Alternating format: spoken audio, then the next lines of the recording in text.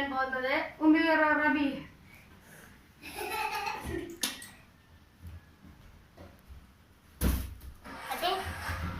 അസ്സലാമലൈക്കും.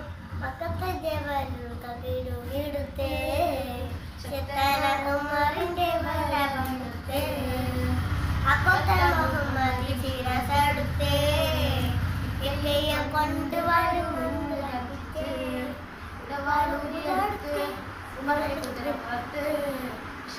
കാണിച്ചിട്ട് ഉലകിന്റെ ദീപം കെടുത്തുവാൻ വേണ്ടി